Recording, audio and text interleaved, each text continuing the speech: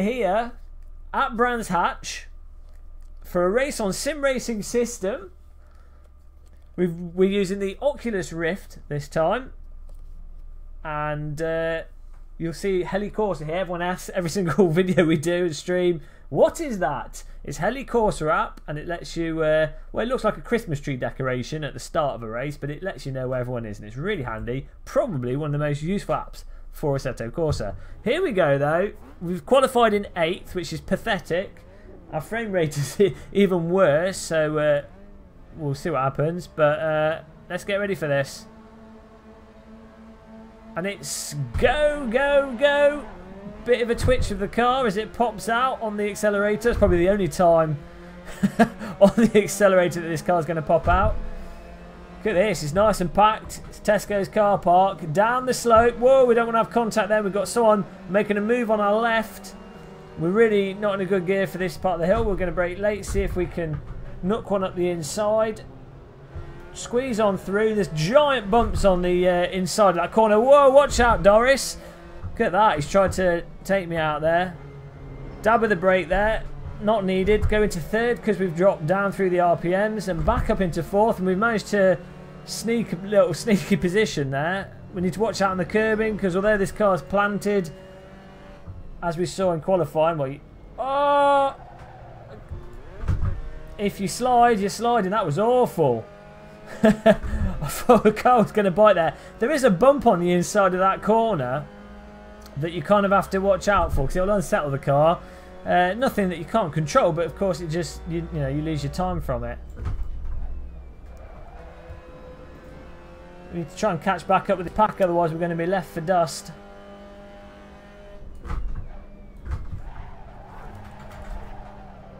Let's induce a drift. Why not? Downshifting a bit too aggressively. Probably going to be car contact up front, so we're going to try and avoid it and go through the middle. Oh! I was like Benedict Cumberbatch there, using the Enigma machine, Alan Turing style. Worked that out before it happened. Happy birthday, we survived it. Pretty good. There's the bump I was talking about. So it caused a little bit of a slide, nothing too major. And now we're behind car number 29 in the fantastic, I say it's like the racing Lotus green colours. Gorgeous. I'd definitely have a car in this paint job. I wouldn't complain if I was to be given one of these Mazdas with that paint job. Just saying, Mazda, please send me one. I'll make a video about it. But look at that, absolutely gorgeous car and gorgeous paint job. As you come round, you see the bumps there on the inside. You can sort of just put a wheel on that curb. You just can't get too aggressive with it.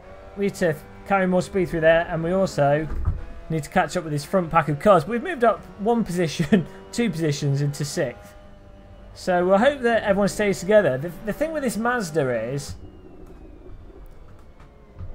if people are you know, racing each other and pushing each other, because it's such a slow car and generally quite easy to drive, you do end up with quite compact grids, which means slower drivers such as myself that are sort of Zimmer frame granny styling around the track get an opportunity to catch up despite doing stuff like that, because there'll be accidents up front which pushes the faster drivers back a bit. And they've got that white car's hassling the red car up there. Don't know what the drivers' names, I don't dare look at them. Let's get the car around these corners. Jensen Duncan in the white car is hassling the red car.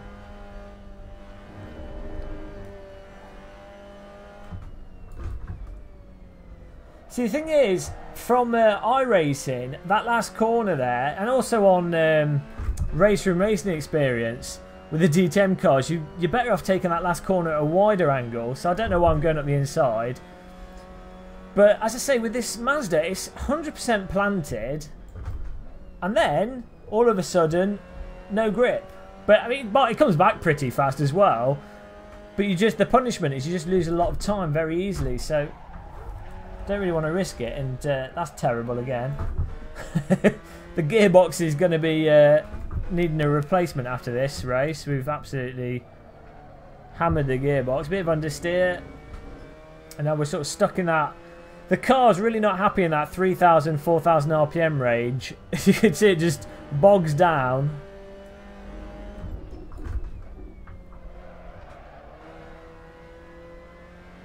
Really want to keep it in that 5, 6 and 7,000 RPM range. You notice when you shift and you get it just right, it's just above 5,000 RPM, 5,500 then the high gears, and the car pulls away a lot faster than 4,000 RPM when you muck up your shifting.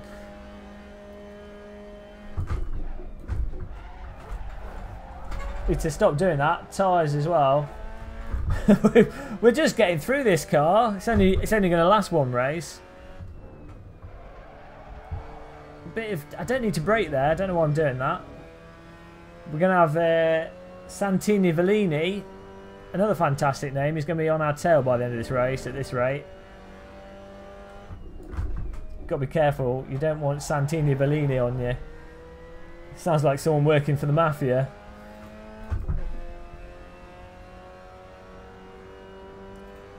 And we're already on lap 6. It's the sort of the tiny version. I don't know if they call it the club track. I think it might be the club track. It's often the track that they do the track days on. They don't tend to do the full track unless it's for the motorbikes at brands.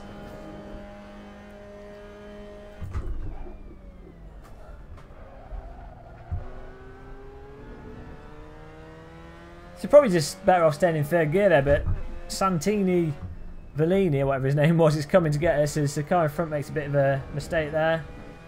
Santini Vellina. Santini Vellina. Just lift off there. And then the lift off oversteer gets you around that corner. Pretty swift.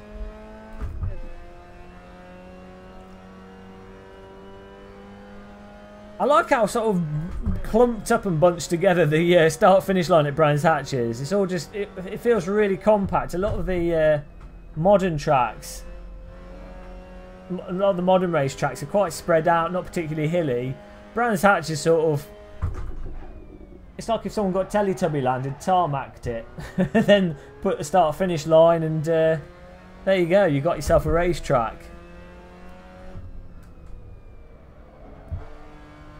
You've got this giant runoff on the right there. And it's not the Kunos, traditional Kunos fake grass, which is really slippy. It's actually got a bit of grip to that. Oh, he's run wide. I'm going to have to lift so I can sneak the car past him. Disaster for Michael Zacconi. Zacchino. All these people sound like Italian coffee brands. It's making me thirsty, actually. We'll have to have a coffee after this. It's part of psychological warfare of race driving. Having been born and having your parents name you after coffee so the other drivers get thirsty. It's all part of racing, that. You just have to ignore it and fight on. As we're on almost halfway through the race. I say that. Ish. We're going to be defending off. And look, Santini Vellina has overtaken our friend in the fantastic paint job car, and he's going to be hassling us in a second. We're going to have to play defensive. It's been nice to do a bit of defensive driving on this track. Really, on Brands, you know, it's one of those tracks where there's not that many opportunities to overtake because it's so narrow and it's got grass either side. Often the overtakes are produced from forcing the guy in front to make an error, or just putting the butter on the scone and throwing it down the inside. Look at him. Santini Vellina. You will not pass. I'm going to Gandalf this. Oh, it wasn't Gandalf, was it? Who was it? It was the other one. Forgotten our Lord of the Rings now. We should swat up on that. I need to watch it again, actually, because I need to see the Hobbit films as well. Oh, we nearly lost it behind us. He's doing a bit of a weave. Thing is with the Lord of the Rings and the Hobbit films, it's nice to have them all finish, which the Hobbit of course has. I think it has. We're a bit behind. And, you know, get the box set and then watch the sort of direct-to-cut versions with all the features. It's a good day wasted watching films, but I think that's the most enjoyable way to watch those films. Oh, Santini Valina. And we're catching up with whoever this is in front. We didn't need to do that again. I've got like an itchy brake foot there. Who's in front of us? Carlos Alti, but I think he's a back marker.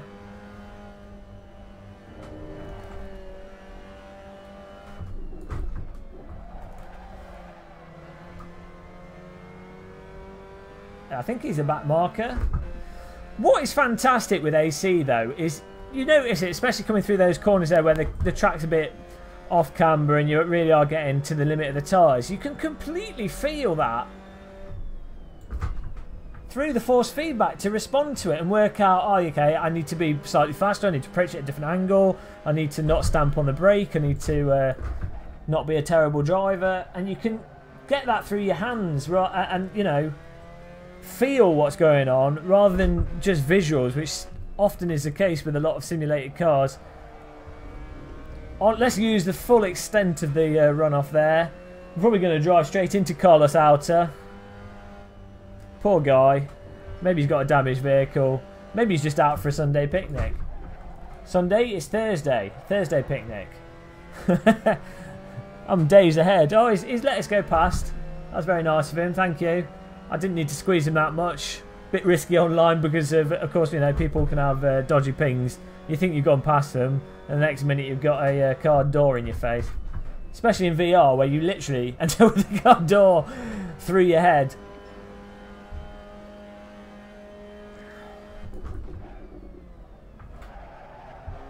So I think through here, you're better off going into the corner in third, slightly too hot, and then letting the car understeer a little bit and then catch it a bit. That's probably, you know, the absolute ideal way will be to skillfully manoeuvre the car at the absolute limit of grip, not understeering at all, you know, doing it all nice and smooth. But the lazy way, as I say, I think it's going in hot. Well, that was horrible. Going in hot and letting the car do a tiny understeer, and then you can just get on the throttle. The choice between being delicate and agricultural is yours to make. Oh, got a bit of a slide there. Yank the steering back. All is good. It's a bit disconcerting on Brands Hatch how when you go down that hill and you look in your mirror, you can see you can't see the other drivers or anything behind you. You just see the track because it's so steep. All you can see in your mirror is literally track. It's like going down a ski slope. I don't think there's that many more tracks that are, you know, steeper. There's the bit on Laguna Seca, and where else is really steep? I think that's pretty it. Laguna Seca is the only one I can think of that's that steep. Postman at the door. Oh no! I'm gonna have to pull over and let the post in. So let's do this. They're gonna be confused. We're gonna have to pull over here. We've got a post disaster.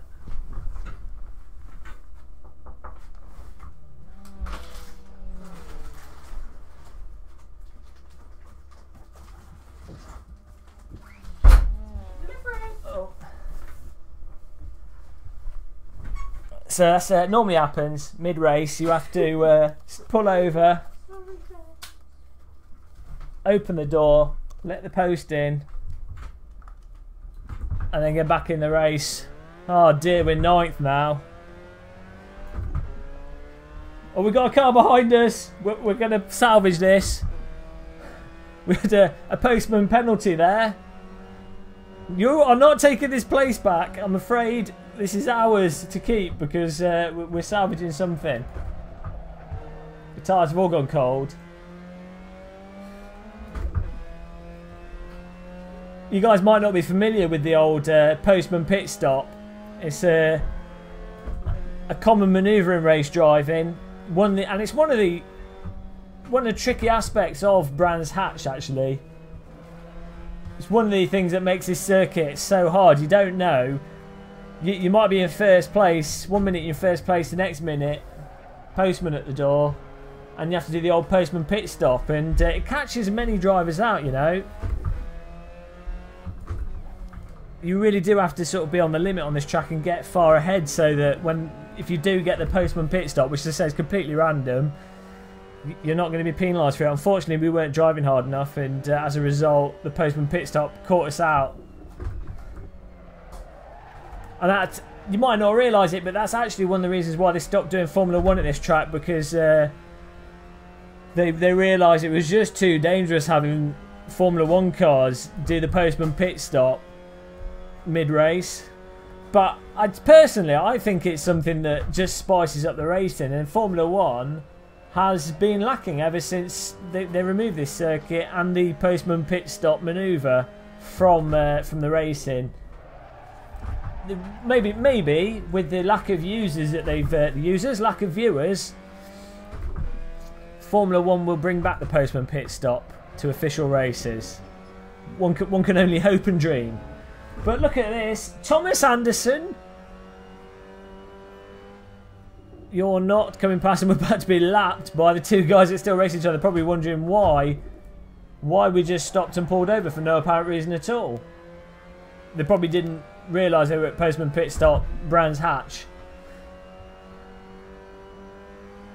Look at all the cars and vans parked. Lots of vans, lots of cars parked out.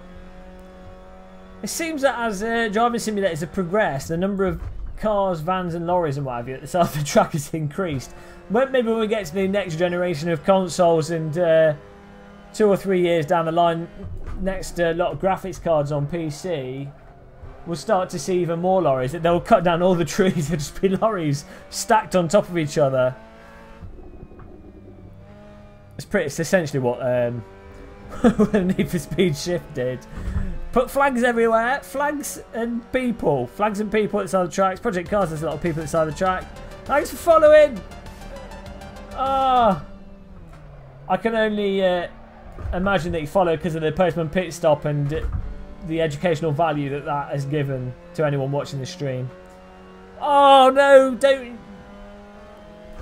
Cannot lose this. This is the last place that we're fighting for here. He's going to lose control. Whoa! He's pushed me a bit hard there. He's got a red car. It's because he's an angry driver. Who is it? Thomas Anderson. We're going to try and take his place back, otherwise we're going to be last. Thomas Anderson. It's from the Matrix. It's Neo. That's why he's driving fast all of a sudden. He's cracked the code. I'm going to try and Agent Smith him. How many laps? Okay, we've got a couple of laps. This is it. Battle for the final. Couple of laps. That's not how you drive fast. Somehow caught it. I'd say the traction control half caught that for us there. Come on. We need to get on this guy's bumper because we're going to have to make a move soon.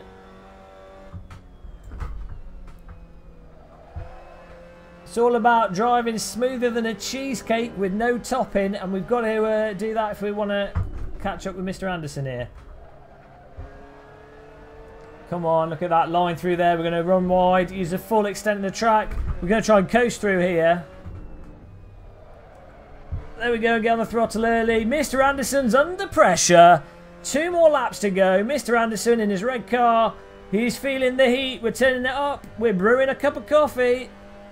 You better watch out because it's a cappuccino. Whoa, we're going over the limit a little bit too much here. We can't do that. That's just lost our time. We gained on him. We're going to have to calm things down. Unplug the coffee machine from the wall. Put a new fuse in it. And let's get things going again. We're going to run out of laps. Lean the car in here, nice and gentle. Get on the gas. Counter steer the slide a little bit. Warm the tyres up. We've got 2 ice cubes on the right. Getting it. He's not doing a good job of that corner. He's struggling there. And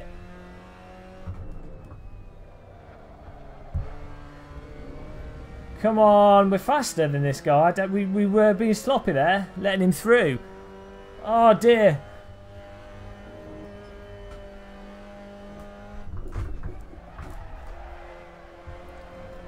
Is this actually... This might be the last lap because we've been lapped, so we're not going to get another chance. I've left it too late. It's been a disaster. The postman pit stop has caused problems. I think that might be it. No, we've got another chance. Come on. Fire up the afterburners. He's going to get blocked by the guy that's already finished the race. Perfect. Come on, highway to the danger zone. Conan the Barbarian. Oh, squeeze it. Squeeze it like a lemon. Come on, we're going to make a whole couple of litres of lemonade out of this. Come on, cut that there. That's all good. Don't cut that there. On the gas, on the gas, on the gas, on the gas. Oh, come on. Happy birthday. Merry Christmas. I think we've got him. No. Yes. Unbelievable. Absolutely fantastic. Ninth place victory. I blame the postman pit stop. If it wasn't for the postman pit stop, we would have done better. But that's part of the track. You've got to accept it. Fantastic driving there. Really enjoyed the last minute battle there. And, it was good fun. Really, really awesome track. So thanks for watching us at Brands Hatch.